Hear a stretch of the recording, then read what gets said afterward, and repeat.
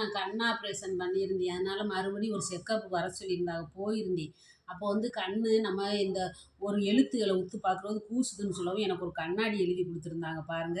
அது வந்து நான் உடனே கிடைக்காது. 3 நாள் ஆகும்டாக. கொரியர் சார்ஜு ரூ. 80 வரும்டாக. திருச்சி அட்ரஸ்க்கே குடுத்துட்டு வந்திருந்தேன். இந்தா அனுப்பிச்சிருக்காக. இப்போத்தேன் நானே ஃபஸ்ட்டு டைமே கண்ணாடியும் போட போறேன். அது எப்படி இருக்கு என்னன்றத பார்ப்போம்.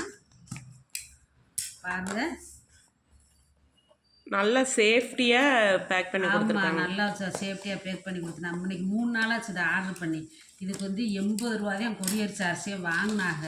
கண்ணாடி 1500 கண்ணாடி 1580 இந்த தாருங்க. இப்போ ஓப்பன் பண்ணியாச்சு. அதுக்குள்ள உள்ள ஒரு பில்லு அது எப்படி யூஸ் பண்ணன்றதெல்லாம் இதுலேயே நம்மளுக்கு எழுதி கொடுத்துருக்காங்க. இந்த சூப்பராக நல்லா பாதுகாப்பாக கண்ணாடி கலரும் சூப்பராக இருக்கு.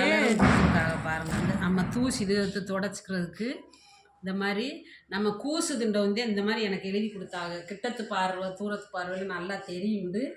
ஆண்டி நீ ஸ்டைலாக தான் எப்பவும் வீடியோ போட போகிறாங்க. நம்ம கண்ணுக்காக தான் நல்லா சூப்பராக தெரியுது பாருங்க. எனக்கு அது போட்டதும் கொஞ்சம் கூசாது, எழுத்தெல்லாம் நல்லா தெரியும்டாங்க. அதனால தான் நானும் ஆர்டர் பண்ணி. நீங்களும் ஆப்ரேஷன் பண்ணாலும் இந்த விவரத்தை சொல்லி இப்படி கண்ணாடி கேளுங்க. அவங்களே டாக்டர் மூலயமா எழுதி கொடுப்பாங்க. நல்லா இருக்கும் போட்டு நம்ம தேவைக்கு போட்டுக்கிட்டு திருப்பி கலட்டி வச்சிட வேண்டியதான். எழுத்து சின்ன எழுத்துலாம் தெரியலையில.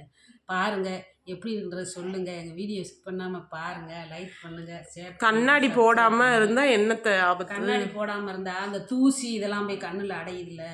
அதுலேயும் இது குறுகுறுன்னு பார்க்குறது கொஞ்சம் உறுத்துற மாதிரி இருந்துச்சு. அதுக்குத்தான் நான் சொல்லவுமே இதை எழுதி கொடுத்தாங்க எனக்கு. இதை போட்டுக்கிட்டு நீங்கள் இப்போ யூஸ் பண்ணுறேன்னு பண்ணிக்கங்க, மிச்சம் கழட்டி வச்சுருங்கண்டாங்க. அதுக்காகத்தான் நான் ஆர்டர் பண்ணி இப்போ வாங்கியிருக்கேன்.